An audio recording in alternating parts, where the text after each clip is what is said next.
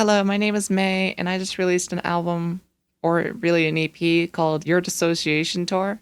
Kind of wanted to do a little breakdown video, at least of one of the songs, because it acts as kind of like a devlog for me. This is not a tutorial. I'm not gonna really teach you anything. I'm just gonna pull back the curtains a little bit and show you what I got going on. So, and how I got here a little bit, and what my mind was thinking at the time, maybe some planning stages and stuff like that. And also just kind of to talk and get to know me better, that sort of a thing. Community building, yay! The track that I wanted to kind of focus on today is Drop Block Zone, aka ES16 Mix 62. Really, it's just ES. ES stands for, it's the code name for electronic swing, because initially I wanted it to be an electronic swing, like a jazzy electronic swing. And then I realized that the rhythm, the melody that I had in my head was not an electronic swing, but I kept the code name just so that I had a consistent project file. This is the only real one that I think changed genre from initial planning phase to like final product. Because maybe one day I'll make an electronic, like a full swing song, kind of like I Can't Believe I Got Away with It. That's more of a swing kind of a feel. This is more of like an EDM, jazz, funk, like new jazz kind of a feel. I'm not very good with genre terms, so pardon me if I get some of that wrong. The general idea that I had going into this, it's a bit messy, but I can kind of take a picture of the initial planning document that I had for it in terms of the structure. I wanted to have an introduction, followed by 2 verses, a chorus, 2 more verses, a pre-chorus, a chorus, a bridge, pre-chorus, again, chorus, and then exit. What ended up happening was more of like a introduction to chorus, to verse, to pre-chorus, to chorus, to breakdown section, to pre-chorus, to chorus, to exit. If you could follow that. If I feel like it, I'll put a visual guide for what I just said, or make some edits depending on if I got that completely wrong. But I wanted 30 seconds per quote-unquote section. So in total, if you have back-to-back verses, that's about a minute.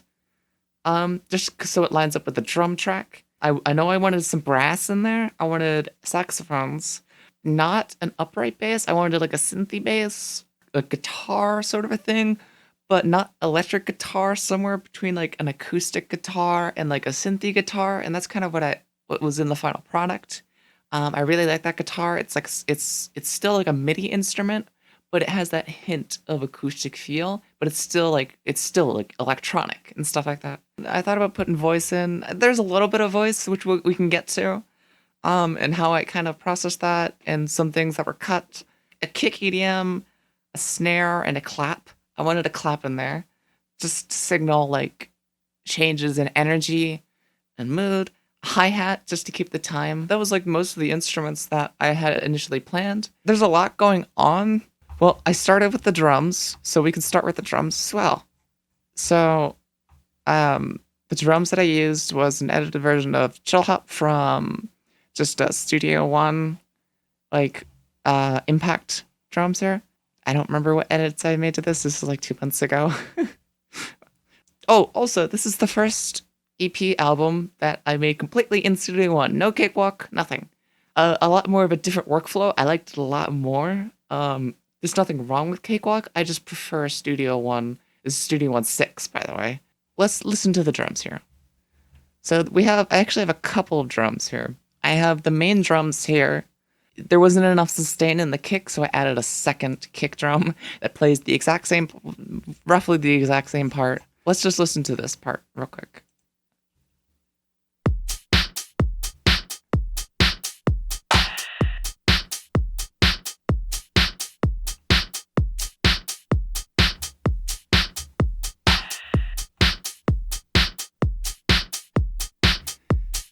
So you got that kind of rhythm, that,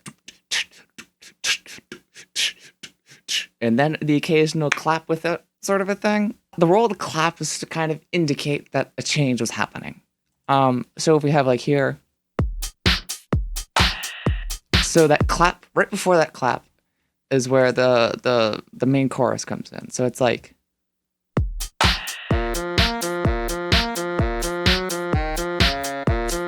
something like that. And then just to to kind of show the difference in the kick.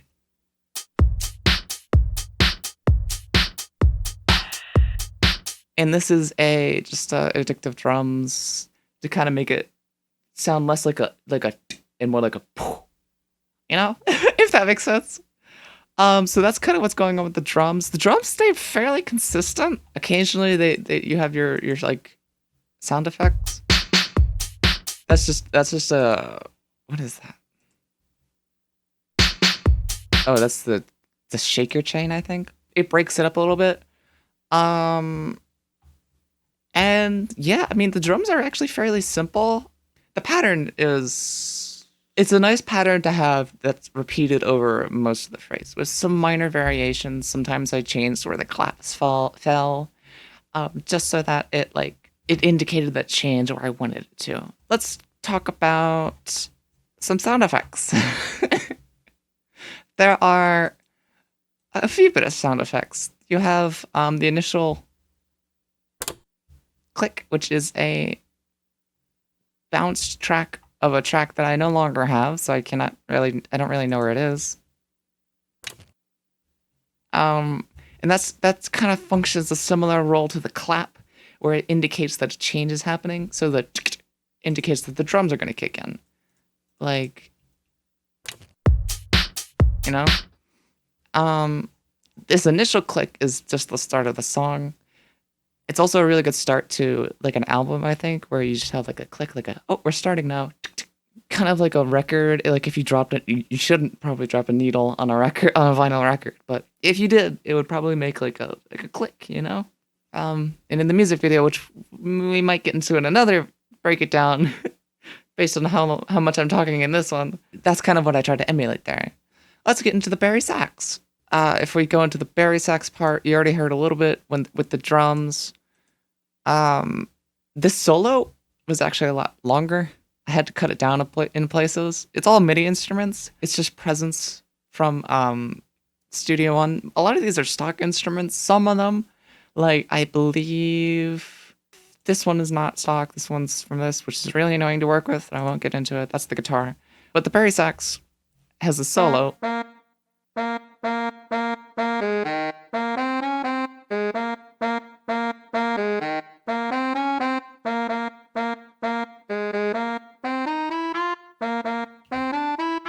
So my kind of goal with this was that while the name Drop Block Zone, that was kind of like the last thing that I decided for this song.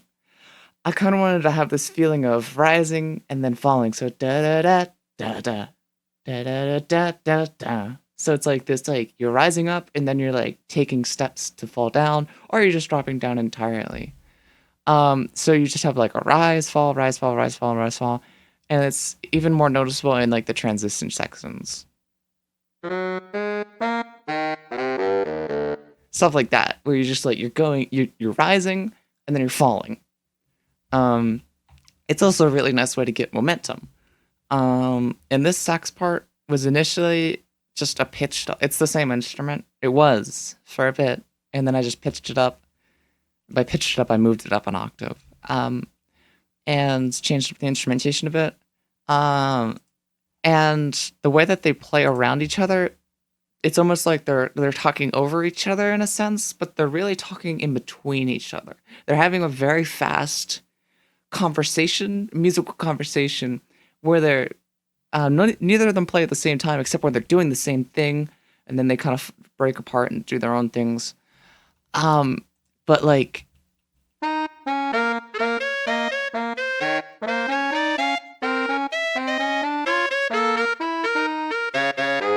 so like, there's parts that they're playing together, is the parts that they sound more similar to. And the parts that they're playing in between each other is where they kind of have a bit more differentiation, if that makes sense. That's kind of how I was thinking about it. And then for this part where they play together,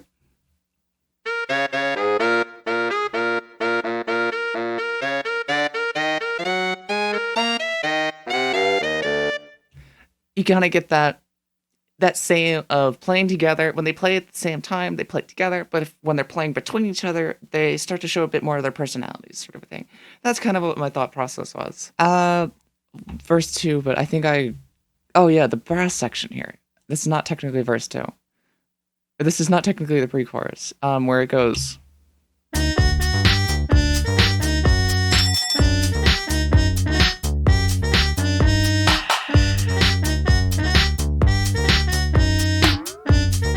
That's technically a verse, I would say. Um, and that whole thing was kind of playing around. It has a playful but yet kind of like devious, I want to say, kind of tone. The beginning section was the main melody that I wanted to do, where it's like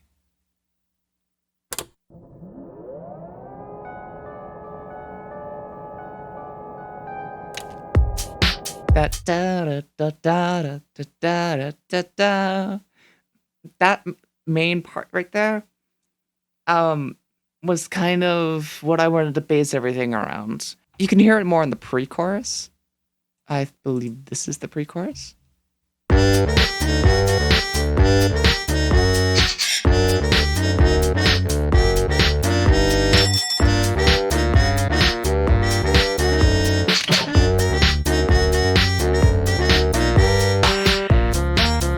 Yeah, so that's the kind of musical phrase that I wanted to focus on, was that kind of da da da da da da da da da. There's a bit of, it's not quite swing, but it's more like a jazzy, playful phrase. It works with like a blues scale. It plays around in a blues scale, which are one of my favorite scales to work with. Other than like my major minors and stuff like that. I was up before this point, except for Slow Chaser. I had been avoiding sequencers in my music because I thought that they discredited my musical ability a bit. But I realized that there are some things that you just kind of want layered, and you want to kind of have that depth that you wouldn't think of, to kind of have something that you don't quite understand in your music but sounds good. That's kind of what I was thinking. This breakdown section with synthesizers, this one, this one, this one, this one, this one, and this one are all playing the exact same part, but they're different sequencers. You can take a listen in a second.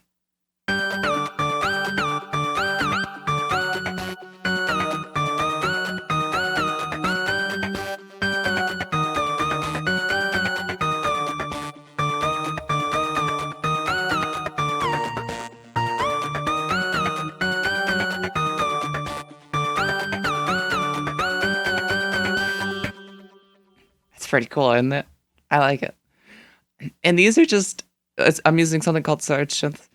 This is just like a bunch of just sequencers well, this is the same sequencer that I put on twice. Um,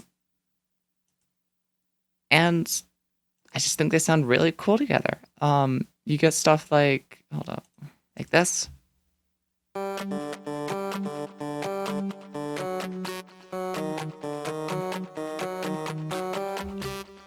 Which kind of provides this like ooh, like mystery intrigue background to like something more like, is that muted? More of a percussive.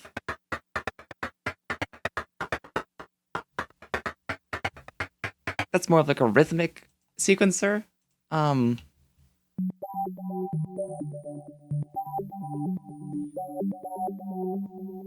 You don't really hear that, but that adds some like meat to the bones.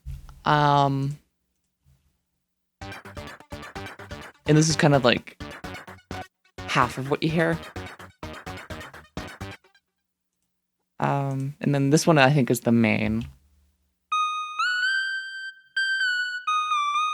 This is like the high end.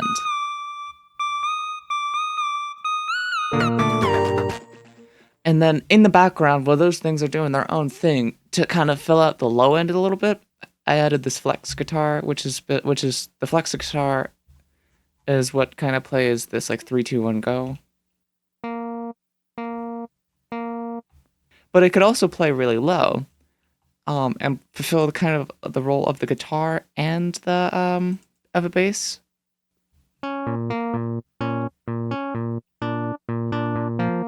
something like that.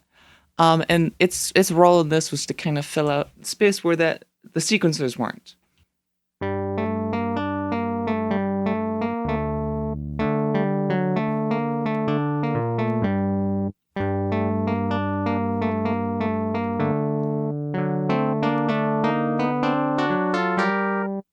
Something like that. And it also it provides some nice direction for that da da da da da da da da da da. That kind of leads right into the clap, which leads into the next section. Um, Fun fact: I've used this on a release before. Circus 2 is my favorite instrument. I try to put it in everything that I make.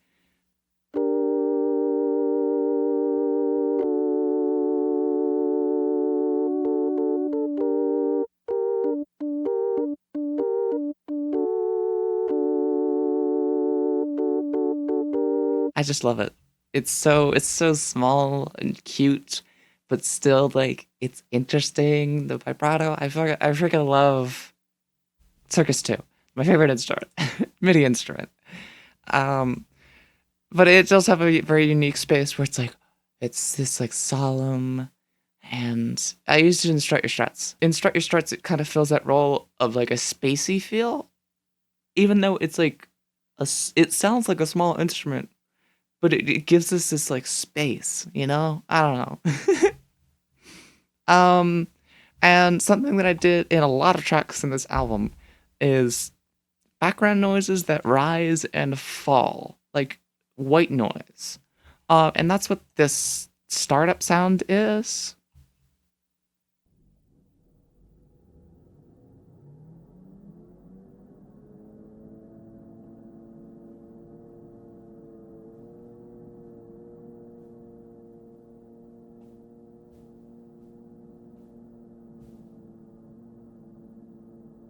I don't know if you can hear it.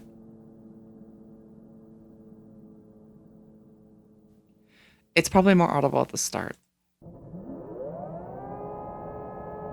And this is just kind of like it's not this because I edited it very heavily here, but it's just kind of like this like mechanical startup sounds, almost like it's something's whirring.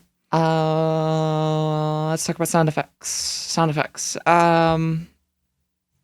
What's the first sound effects? You hear a phone, which is just a stock. I also edited that so that it times better with the song.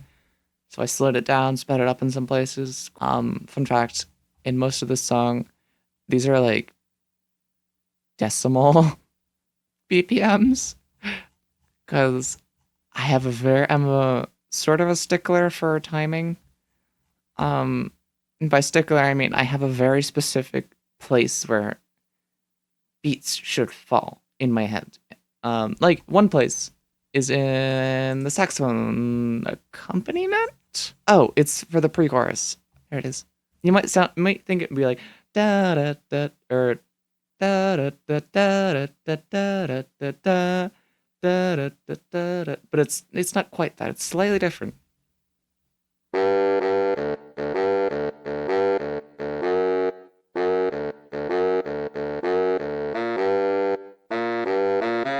And then the rest is kind of exactly how you would expect it, but that very slight like weird hesitation thing, it's not a mistake. That's where I just feel the beat should go. And it's the same with the brass solo somewhere in here.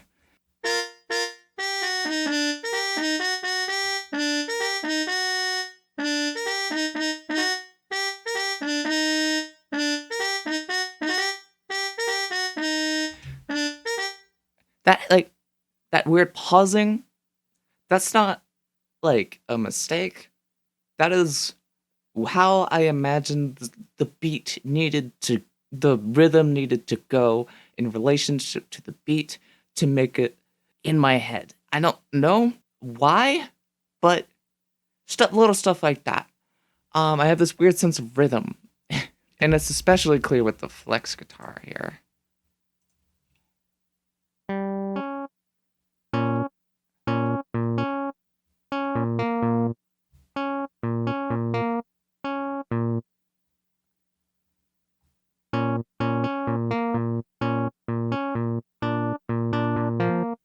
something like that, and it fits right in, I think. To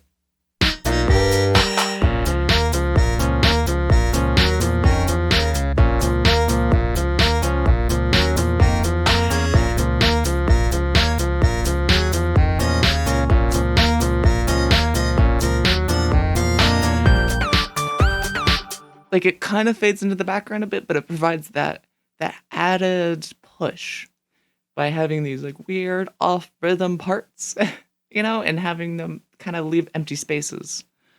Like in the chorus, there's an intentional gap in the bari sax.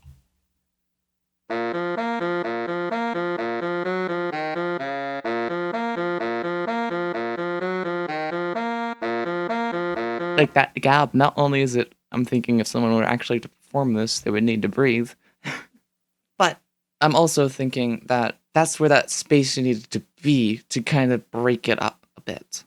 So, let's look at some demos, some initial ideas. This is the very first project. I believe the drums are relatively the same. There's like only 4 tracks. I actually have no idea what this sounds like.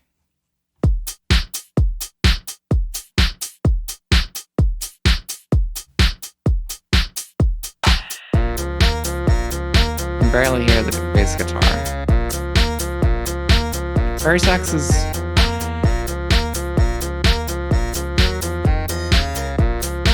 a bit stiff, I think.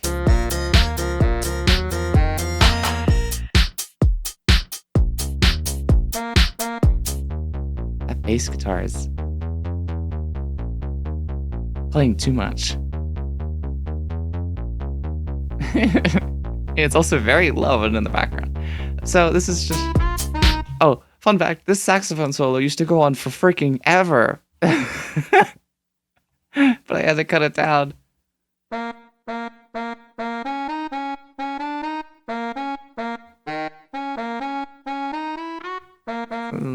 I like to add little intentional quote-unquote mistakes.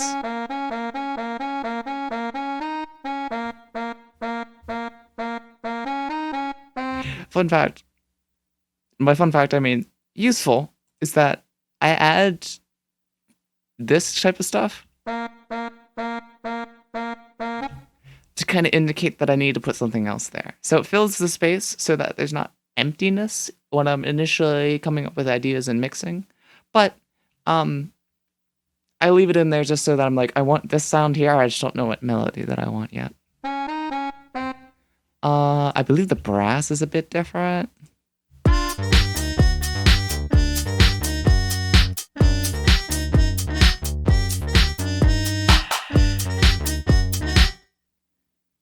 It's a bit...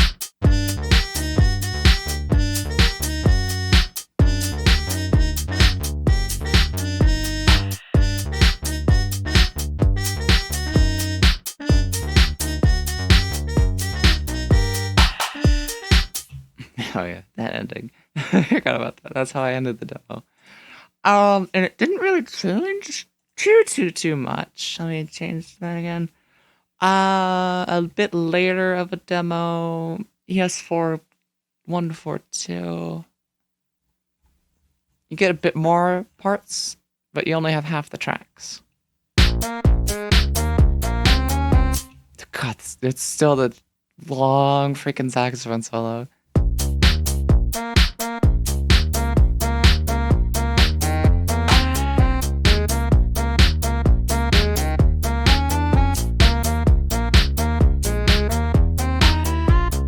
That goes on for way too long. That's not even half of it.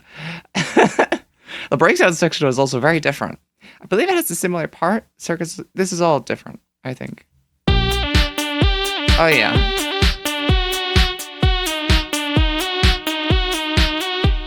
That is too much delay. Hold up. I don't like this one because I have to keep reloading the settings.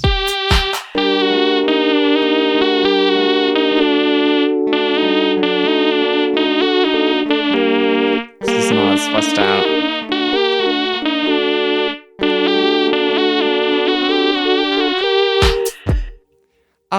and that generally has the same stuff. Oh, here's some like I think this is a first take of the drums. They haven't really changed much. I started with the drums, so like if I change the drums, you know, changing them kind of means changing the whole thing. So the drums don't really change in a lot of my demos. The brass section was way different. I don't think I had a place for this one. Little flourishes that I never actually put in. Some early ideas for the solo for the main chorus.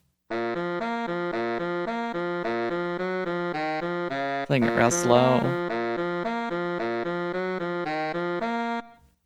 That's kind of just the planning out some stuff. I really wanted to find a place for this, but I just couldn't. Oh, dissonant.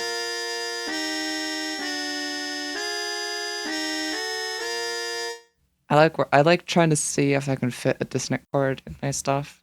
It's not obviously it's not impossible, but ever since I can't believe I got away with it, I've been just loving sneaking it in there. And by sneaking it in, I mean just having it loud and proud in the center, because you can't really sneak that stuff in. Sound effects. This is a sound effect. Let's go. This is, I don't even know if I'll be able to find it. Ah, here we are. So for a while ago, before this is pre-Velocity 100, I was messing around with the voice filter to have that it's showtime sort of a thing. I was like messing around. This is probably gonna be super harsh. Groovy. Just doing stuff like that. And go. And that and go was And go. that was the one. It was ready. It was and go. That one. One thing that I cut. I don't know if I have it in this one. Let's see. Is it here? Ah, it's here. It's this one. I don't know if this will sound right. 3. God, I don't know where the actual one of that is. Oh, here it is. $3. I don't know who that is. It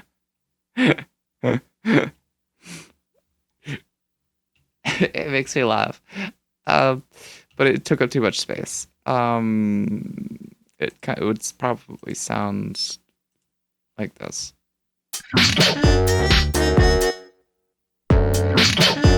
Something like that. I'm gonna end it here and say that if there's any questions, I can answer them in the comments, sort of a thing. I didn't break down how I got to any of the instruments or what edits I made to them, but I can. That's not too bad to talk about, or like my mindset about it. Anyway, I might do a second part with the visuals if there's an interest for it, and kind of the complex systems behind that. But I believe that is all I have for this one. Thank you for watching and listening, and if you found this interesting, let me know. And YouTubers stuff and all that. I don't know. Bye.